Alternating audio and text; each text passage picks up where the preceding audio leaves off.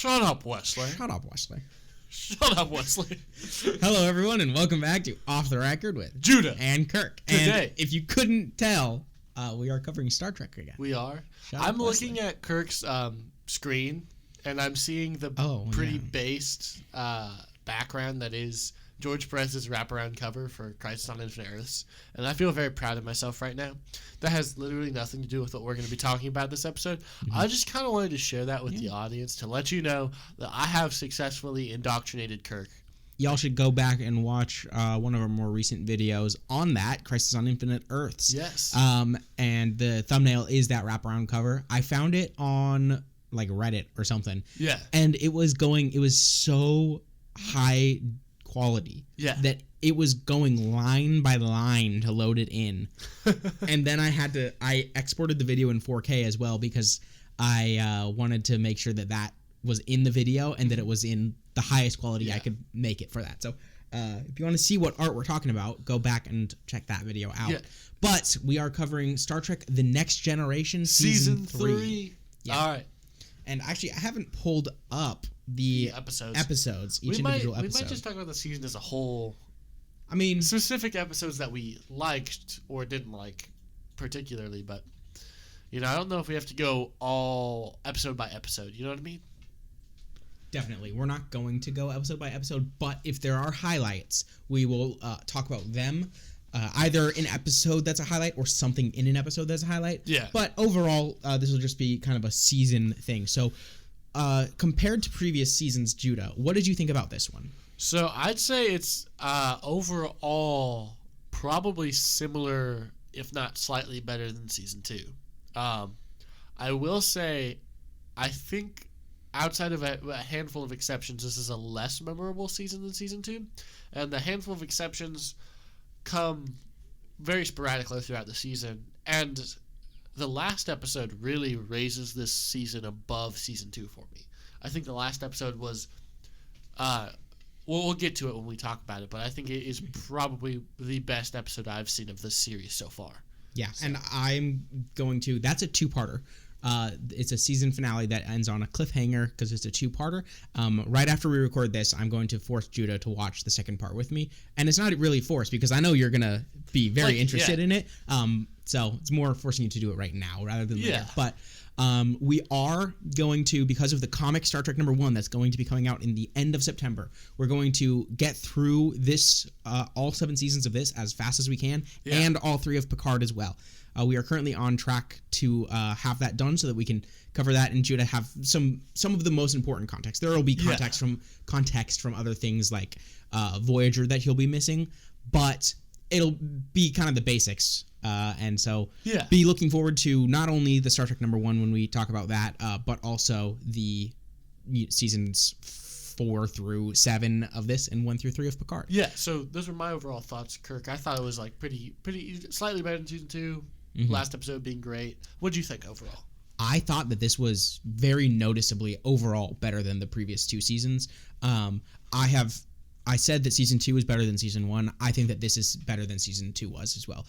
So they've been steadily getting better. I showed Judah the Paramount little tab that shows like the 10 most iconic episodes of Star Trek, and including the season finale of this, we have only seen 3 of them. Yes. Meaning there are 7 more. So even Paramount itself is agreeing that the most iconic things do happen later in the show. Yes. And that's a trend for a lot of Star Trek as well. But I thought there were a lot of highlights. There were fewer lowlights. There were still some forgettable episodes in this as well. There were some moments that were uncomfortable. And so, some of the failings of previous seasons are still around, but it's also making its way into like most iconic Star Trek. So getting into things before we dive into getting into episode specifics, if you haven't already, go scroll down and hit that subscribe button. If you like what we're talking about, hit the like button. If you don't like it, hit the dislike button and leave us a comment. Tell us your favorite episode from season 3 of Star Trek The Next Generation. We probably know as well as give us some Next Generation comic reading suggestions if you have any of those, because we're getting in. Well, Kirk is all the way in to Star Trek comics. I am getting into Star Trek comics. Yeah. So if you have any recommendations for that, leave those down in the comments below. With that being said, Kirk, let's dive right on it. So, again, not going to go purely episode by episode. I think last time we kind of did chunks of 3. So really quickly, we have Evolution, Ensigns of Command, and the Survivors. I'm going to be honest, I kind of don't remember much from any of these. I remember the Survivors. I really liked the Survivors. I think it's probably my third or fourth favorite episode of this season. First 2 episodes of the season, I really was not too big of a fan of. I didn't really enjoy them that much. I thought they were pretty middling. I would not say that they were very good. Yeah. I don't think that they were particularly bad, but they are fairly forgettable. I actually agree. I remember episode 3. I read the description, and I think that that's a pretty good one. I think that would have been better to start the season out as like an episode 1 because it was just higher quality, and I also enjoyed it a lot more because I was reading the Star Trek comic run from 2022 to 2025. I actually own the whole thing, and one of the arcs in there is called Pleroma, and this guy, the godlike being in this episode, is actually in that as well. That's pretty great. Which, also spoilers for the episode, but also spoilers for this entire season. Yeah, we're going into some details here, but I thought that was cool. He's a Q-like character that is not Q. That is not a Q, because Q is a species, as well as the name of every Q is named Q. Because, of course. It's confusing. Except for Troi, question mark? Except for who? Trelane. But yes. He's Q's son. Yes. It's like a new generation of Q where they're changing things up a bit. But, yes. And that's also a retcon. So it makes things a little different. Yeah. But it's a Q-like figure that's not so completely annoying as Q is to you and to most people. I agree with most people. Q sucks. He is probably one of the most garbage characters in this entire television show. Yeah. But this is a kind of a better take on the same powers of Q. So we have Who Watches the Watchers, The Bonding, and Booby Trap. Who Watches the Watchers is kind of mid, very much forgettable, but it's really the first time we have what comes up a lot in Star Trek, as well as even going forward in TNG, of we're watching these primitive alien species, we're studying them, we have to for some reason go down onto the planet and like have disguises and things. Episode 1 of Strange New World was like season that. 1 was like that. So it's important in that it kind of creates a theme of an episode that continues to come up. Other than that, not great. Episode 5 is not great at all, and then episode 6 we're gonna highlight because of how particularly bad it is. And Geordi is Geordi is Kirk, what would you describe Geordi as in this episode specifically? A freak. A freak, yeah. Geordi is getting freaky in this episode. He creates a holodeck character of a real person. And as one does. Is like getting it on. Yeah. Exactly. It's freaky, and nowadays with what technology we have now, that's a whole thing that's been going around that's problematic and that have had many discussions about it, and it is creepy, it is weird, and it is not made in this episode out to be as bad as it is, although next season I think it does come up, and I don't want to watch that episode. I do not want to watch that episode. Genuinely horrendous. If there's an episode to skip this season, that's the one. I mean, I'd say there's a couple more, but Yeah. C'est la vie. All right. Episode 7, we have The Enemy. Episode 8 is The Price. And episode 9 is The Vengeance Factor. I don't particularly have anything to say about any of these next 3. They exist. I think I remember The Price. I thought it was okay. I don't really have any like highlights, or like it wasn't particularly good or particularly bad. Like that's my thing with this season, is it's like there's a lot of episodes where it's like, oh, I watched that. That was Star Trek. And it wasn't like it wasn't a standout because of like either how terrible it was or how great it was. So these next 3 I think are like the set that highlights my opinion of this season pretty well. Yeah. Episode 7, The Enemy. I thought it was same as you, but I did think it was somewhat interesting in how it's a kind of thing that we've seen a lot in Star Trek before. A similar thing has happened with Kirk in the original series. It happens couple more times, I think, in TNG. It happens in all the other shows of essentially we've got two enemies trapped on a planet forced to work together. There's an Enterprise episode about it as well. Yeah. And that can be good. I thought that it was kind of meh in this episode. Probably for the time it was better, but now that we've had a number of examples of this kind of episode, it's mid. The price, actually something to highlight from this episode is the two Ferengi. Yeah. In that episode, they find that they're in the Delta Quadrant. Now, in a couple of years, somebody else goes to the Delta Quadrant, Voyager. Yeah. They come back. They are there in Voyager. So, highlight. And also Voyager, there's a whole thing of like Voyager's like, wait, I heard about this. There was a wormhole. There's a wormhole nearby that goes to Federation space. Are we going to get home? Shocker, they don't. Massive spoilers, but they don't get home until season 7. So, like, it's not really spoilers. Everybody knows this. But that is kind of a highlight from that episode. Vengeance Factor, just a factions thing. Everybody's fighting each other. So, moving on to Defector. I have to scroll down now. There's so many episodes in this season. Defector, The Hunted, and The High Ground. I think I like The High Ground.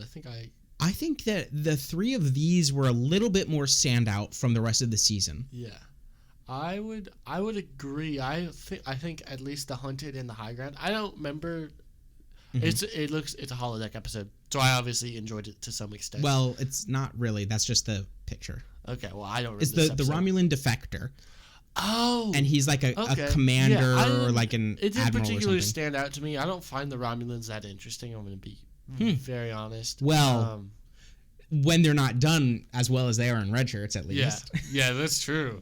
They're Shout out that comic pretty book. Freaking good in red shirts. It's Also, really spoilers for red shirts, by the way. Oh yeah, just like spoiling that entire comic book. But yeah, no, I enjoyed episode 11 and 12 more. Episode 11, the Star Trek does well when it's philosophical. Yes. And episode 11, TNG in particular, does well when it's philosophical. Yes. And episode 11, and this season in general, is when it starts moving more in that direction.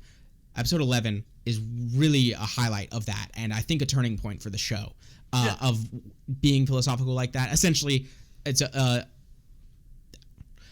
a lot of ways, Vietnam allegory.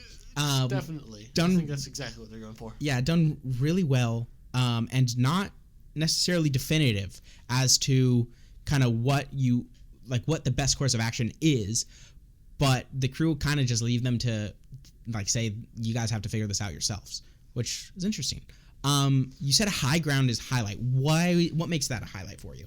I don't know. I think I just particularly enjoyed this episode. It was another kind of factional episode. Yeah, I think I like factional episodes. I know I just said I didn't particularly care for episode 9, which is also another one. But I don't know. It's just, I feel like I just had a fun time watching this one. I don't know. Maybe I was in a particularly better mood. Yeah. I can't pick, like, I can say things I like. Like, oh, I like Picard in this episode, or I like Data here. Like, you know? Yeah. But it's like, I can't. That's fair. You know what I mean? I in the same kind of way, I actually don't like this episode very much. Really? I don't know that I can necessarily put my finger on it. It's just on any rewatch I've gone through and I've watched this episode, it's just been like in the way of getting to the rest of the season for me. Okay. I don't think that there's anything particularly objectively bad about the episode. It's just doesn't appeal to me in the same way as a lot of other Star Trek has and does. There is some philosophical stuff happening, trying to figure out, there's a resistance movement and who's right and who's wrong and child soldiers and all of that kind of stuff. But it just kind of doesn't do it for me. But you want to know what really doesn't do it for us? I like child soldiers. Never mind. I know why I like this episode. I like child soldiers. Okay. What we really don't like, though, is the first of the next set. Deja Q, garbage. I don't have anything else to say about 14 or 15, but I can say that 13 definitively, garbage. Absolute trash heap from hell. Like, take your Q episodes and shove it. Like, Again, Q was so much better in Voyager. I mean, I don't know. I haven't seen that yet, so I wouldn't know. But I think this is terrible. I think that Yeah. At me. Dude, Q sucks. It's not the greatest episode of Star Trek. Q so far really has not been very good. I think that he kind of starts to get a little bit better from here on out. Essentially, he had to become human and mortal for a little bit. Yeah. And it was all right. I mean, I guess he was being a little less annoying than he usually is because he didn't have all his powers. I wouldn't say but then that he exactly. really made up for it at the end of the episode by being super extra annoying. So, yeah, it was. Although we did get naked John Delancey at the beginning of the episode. So and Kirk really was into that. Shout out Pride Month. Kirk really likes naked John Delancey, so that's our one Pride endorsement for the month. Deja Q. Deja Q. A matter of perspective, yesterday's Enterprise. A matter of perspective, it's a courtroom episode, and it's a bad courtroom episode. It really wasn't that great. And it pisses me off personally, but we're not going to get into that. Yeah. Yesterday's Enterprise is... It's okay. It's interesting. It's kind of time travel-y stuff. We learn more about Guinan, who is actually a great character in TNG and the TNG movies as well. Whoopi Goldberg? It is. I know. That's crazy. It's crazy because I don't like Whoopi Goldberg. That's great. All. And Guinan is awesome. Guinan is pretty awesome. I didn't know she was an actor. I'm gonna be honest. Yeah. Well, she is. That's Whoopi Goldberg. She's in this. And we learn a little bit more about her species, the Elorians, and their abilities because she has kind of a temporal awareness to know that the timeline's not how it should be. She can't put her finger on anything, but it's not how it should be. Mm-hmm. And so, essentially, they take the Enterprise C. It's come from the past to the present of the Enterprise D, and all the episode happens and they send the Enterprise C back in time. Mm-hmm. But Tasha realizes, because she's in this episode, that she did not survive up to this point in whatever the regular timeline is because Guinan has been looking at her weird. I guess that's literally the reasoning. Yeah. And I guess it works. And so she goes back in time with the crew of the Enterprise C, which is important because her daughter is a thing that exists. It's really important. That sounds very important. It's kind of spoilery, but also everybody knows this. And it's in all of Star Trek going forward pretty much. So it's an important episode in that regard. So we have episode 16, The Offspring, 17, Sins of the Father, and 18, Allegiance. I know what your highlight is from this one. I really liked episode 17, Sins of the Father. I'm a big Klingon guy. Oh, yeah. I think Worf is interesting because I feel like in episodes where we focus on Worf, I really like Worf. In episodes where Worf is like a secondary or tertiary character, I'm like, Worf, what are you doing? You know what I mean? Yeah. Like, it's like, okay, that's not my boy. But in this episode, he shines. Mm-hmm. It's excellent. I love learning more about Klingons, and I love learning more about Worf. It's a great episode, and it just continues the trend of Klingon episodes being good, and that trend just never really stops. Yes. Klingon episodes are always great. Give me my Klingon anime. I've called for this in almost every Star Trek video we've ever done. Mm-hmm. Give me a Klingon comic drawn by Jorge Jimenez. Mm-hmm. Give me that. I'm pulling Star Trek Aliens, and much of Star Trek Aliens is Star Trek Klingons. So I will give you that to read. Yeah. The Offspring and Allegiance we're not going to talk much about. They're kind of nothing burgers of an episode. The better of the two is Allegiance, but Captain's Holiday, Tin Man, and Hollow Pursuits. Captain's Holiday is a fun, I guess, kind of Picard episode. The lady from that episode does appear again, and we get to see some of Picard's interest in archaeology, which we saw a little bit with kind of the Dakan episode, as well as the I forget the one. The people with the portals. I'm forgetting their name right now. But we kind of saw some of that. But this, we really get into it because it's very much like archaeology. Like, he's literally digging in the ground. And that's a massive aspect of his character. And so it's a highlight for that reason. Tin Man is... I don't like it. I don't like these next two either.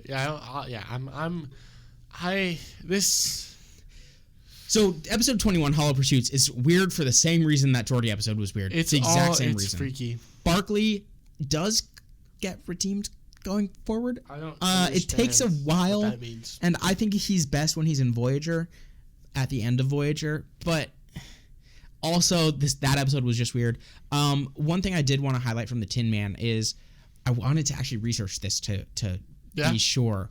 but according to Beta Canon comics, as far as I remember, those little pod alien species out in space are actually native to fluidic space, I believe. What does that mean? Which you don't know about, because that comes up in Voyager. But it's also kind of important for the comics, and the comics do in fact confirm that fluidic space is the lubrication of the multiverse. So, multiversal lubricant space, that's where this little pod thing is from. Don't worry about it. Interesting. I don't know what to say to that. But, yeah, I thought that was kind of interesting that comics picked up on that. Neat, but I guess. That is what my highlight is for this episode, and it has nothing to do with the episode itself. So okay, what is that? The mouse. The most toys. The most toys. Sarek. I remember this episode. That was pretty great. Menage a Troi. And then Menage a Troi. Okay. There's only one good episode in this batch. It's the Sarek episode. I love dealing with Spock's daddy. Yes. It's pretty great. The other two that bookend this little trio are garbage. The image for episode 22, the most toys on Paramount, is really funny though, because it's literally one frame from the episode. Yeah. But it's just out of context and it just looks weird. It looks wrong. But it's funny. But that episode's kind of a nothing burger. It does at the end though. Again, we do get into some spoilers for this, and it is kind of really spoilers for the episode. But Data absolutely 100% was going to fire that gun that causes extremely excruciating painful death on the collector guy. Yeah. But then he lies and says, "Oh, it must have been a malfunction when he was transported back." That they stopped it from firing during transport and all that. But he absolutely was going to kill this guy. Yeah. Now, it's not murder. Very chill. It's objectively self-defense in this case. He needs to get through this guy to leave. But the interesting for Data, Sarek, freaking great episode. Great episode. Love that episode. And then it comes up again, actually, the Sarek thing, and how he's had a mind meld with Sarek. And so when Picard meets Spock, that it's interesting because he's had the mind meld and shared the mind with the father of Spock. And then interesting. Your favorite episode, Menage a Troi. That's his favorite episode of the season, guys. I hate anything to do with Troy's mom. It's just, I mean, I don't hate it as much as I did on the first couple of times I watched it, but also... So it's getting better is what I heard. A highlight from this episode for me, though, is the Ferengi in this episode. One of the Ferengi, not the main guy, the side Ferengi guy, is played by the same actor who goes on to play in Voyager, Neelix. Same actor. And Neelix is seasons 1 through 6, I believe, one of the main cast of Voyager. Played by the same actor. Dope. And every single time I start this episode up, I forget about that. And then I hear his voice, and I look up from my phone. I'm like, what? Neelix? Hello. Yeah. But that is kind of something to take from that episode, I guess. And then the last two. Transfigurations is 25, and then episode 26. Really quickly, another thing about 25 is we get a Q-like person that isn't as annoying as Q. Yeah, that's true. But other than that, the episode kind of doesn't do anything until the last 5 minutes. It's a nothing and that bird. Is a down for that episode. We call those a nothing bird. Yeah. Anyway, the finally, we got to peak Star Trek. The Borg, they're pretty great. We love the Borg. Oh, yes. We love the... They're overdone nowadays. For once, Will is actually a good character. Okay. And we get introduced to Shelby. That's important. Even for the comics universe. Maybe this is a hot take, but I don't think that the first officer of this Next Generation Enterprise, Will Riker, is that interesting. And then this episode gives me something to do with him. That is actually neat, and I'm excited to see where he goes character-wise. I love Picard in this episode for a multitude of reasons. I love Data in this episode. I want to slap... What's that lady's name? Shelby. I want to slap Shelby. That should result in court-martials. Worf is my guy, because he's the only one when the Borg show up spoilers for the episode. When the Borg show up on the ship, Worf is the only one that, like, well, A, he kills one, and then B, he's the only one that attacks 2 others before he gets tossed around, you know? Yeah. Like, everyone else that's gets freaking great down. tactics with the Borg that they do need to remember and will. Because essentially, you know, you get 1 or 2 shots of your phaser off before they adapt to the exact frequency you're using with their personal shielding. So after that point, once you've got your 1 to 2 shots off, your best bet is straight up to just punch. Yeah. Just start hitting them, you know, Kirk style backhanded punch thing. Yeah. Like, and Worf was on the ball and with that. he was absolutely doing that. It was great. It was great strategy from Worf. And of course, Klingons in hand to hand. They go together. Fits him perfectly. Fantastic. This episode is great. Ends on a great cliffhanger of the assimilated Locutus of Borg Picard. Yes. And that is big going forward. What we're about to see in the part 2, which I'm not going to go into any specifics for because we're going to save that in our next video. But on Star Trek, it is it's a foundational moment of Star Trek. Yeah. Entire shows are based around that one moment. Mm-hmm. Deep Space Nine is. Picard, one of the seasons, I suppose, is.